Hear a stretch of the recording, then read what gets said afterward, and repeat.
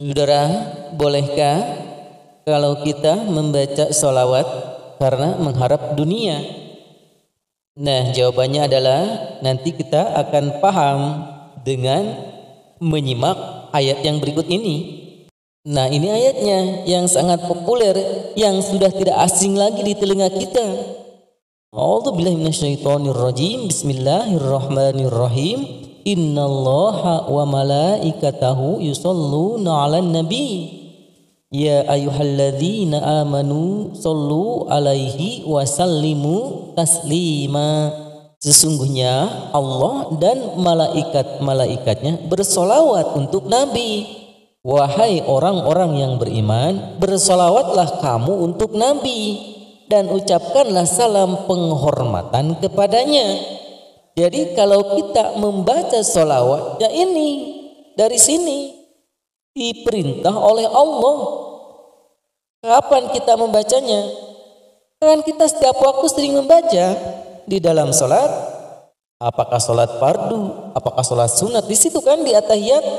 Allahumma sholli ala sayyidina Muhammad wa ala ali sayyidina Muhammad. Itu sholawat. Terus di sini dan ucapkanlah salam penghormatan kepadanya. Ya di situ juga kita ucapkan di at-tahiyat. Assalamu alayka ayyuhan nabi dan seterusnya. Itu sholawat dan salam. Kalau kita membaca sholawat itu dasarnya dari sini, dari surat Al-Ahzab ayat 56. Dan kita sering menambahnya dengan membaca banyak di luar sholat. Ada yang membaca setiap waktu 100 kali, ada yang sampai 1000. Sebanyak-banyaknya kita berzikir, bersolawat karena kita disuruh sama Allah. Ya, jadi kalau kita membaca solawat, mau di dalam bacaan solat, mau di luar solat, karena kita disuruh Allah. Kita simak lagi yang ini. Man sholla alayya wahidatan sallallahu alaihi asron. Barang siapa yang bersolawat kepadaku sekali, ini kata Nabi, maka Allah bersolawat kepadanya 10 kali. Jadi kalau Allah bersolawat kepada kita yang membaca solawat 1 kali, itu Allah mengangkat derajat. Kita membaca 1 kali misalkan Allahumma sholli ala sayyidina Muhammad, maka Allah mengampuni 10 dosa kita dan mengangkat derajat. Terus kalau kita membaca sholawat tidak dihubung-hubungkan dengan dunia. Kalau kita membaca sholawat tidak dihubungkan dengan kebutuhan dunia pun, ini sudah otomatis. Karena 1 kali Allah membalas 10 rahmat. Hadis ini tidak bisa dirubah karena otomatis 1 10. Ya, otomatis ini tidak bisa dirubah. Kita ini sangat butuh rahmat Allah, terutama di akhirat. Karena pertama awal kehidupan adalah di alam mahsyar. Nanti di situ kita ditentukan. Terus gimana? Ada orang yang membaca sholawat dihubung-hubungan dengan haliah dunia. Karena banyak kan sholawat yang berhubungan dengan hajat dunia. Nah, kalau untuk itu kita simak yang ini. Nah, Ayat ini juga sudah populer.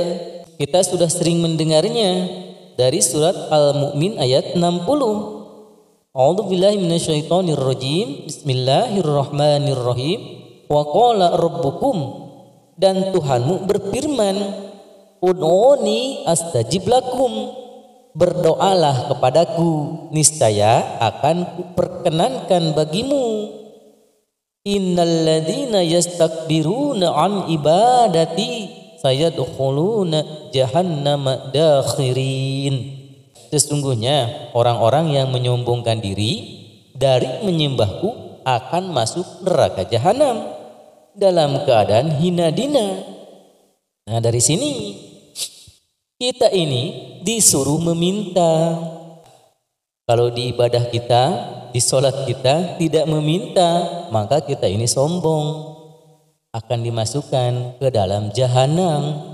Makanya di dalam sholat itu setelah kita membaca sholawat Ibrahimiyah, dianjurkan juga membaca doa. Di antaranya Allahumma inni a'udzubika min adzabil qabri wa min adzabin nar, dan seterusnya sampai salam ya. Dan kalau di luar sholat kita juga mintalah kepada Allah, tapi dalam cara meminta ada adab-adaban, ada kata caranya. Nah ini sebelum kita menyebut hajat, maka pertama agungkan dulu Allah Subhanahu wa ta'ala. Kedua, puji dulu Allah Subhanahu wa ta'ala. Nah, ketiga, karena antara langit dan bumi ada hijab, maka bacalah sholawat untuk mendobrak hijab tersebut. Jadi kalau kita meminta sesuatu, urusan dunia atau urusan akhirat, maka ini bacalah sholawat dulu agar permohonan kita cepat dikabul, tidak ditolak. Nah, pertama, agungkan Allah Subhanahu wa ta'ala. Baca dulu, Astaghfirullahaladzim, aku memohon ampun kepada Allah yang Maha Agung. Setelah itu dibaca beberapa kali, pujilah Allah dengan Asmaul Husna. Karena di dalam berdoa, di dalam meminta, kita dianjurkan untuk membaca Asmaul Husna, dan bacalah Asmaul Husna tersebut sesuai dengan permintaan kita. Misalkan kita ingin dipermudah dalam mencari rezeki, maka sesuaikan kalimahnya. Misalkan ya Fattahu ya Razzaq, ya Fattahu ya Razzaq, ya Fattahu ya Razzaq. Lalu bacalah sholawat. Misalkan sholawat yang pendek, sallallahu ala Muhammad, atau Allahumma sholli ala Sayyidina Muhammad. Lalu mintalah, ya Allah permudahkan rezekiku, ya Allah perbanyak hartaku. Bebas, mintanya mah bebas. Jadi kalau sholawat yang tadi kita disuruh saja sama Allah, kita bersolawat. Kalau sholawat ini adalah syarat untuk berdoa biar cepat dikabul, biar tembus, bacalah sholawat dulu. Atau kita meminta kesehatan lahir batin, bacalah dulu Asmaul Husna, misalkan dengan Allahumma antas salam, lanjutkan dengan sholawatnya Allahumma sholli ala Sayyidina Muhammad, ya Allah sehatkan lahir batinku, sehatkan badanku, dan sebagainya. Atau ada yang disatukan dengan sholawatnya. Biasanya ini dicontohkan oleh para ulama. Baca dulu permintaannya di tengah-tengah sholawat. Allahumma sholli ala Sayyidina Muhammad wa ala alihi wa sahbihi wa sallim.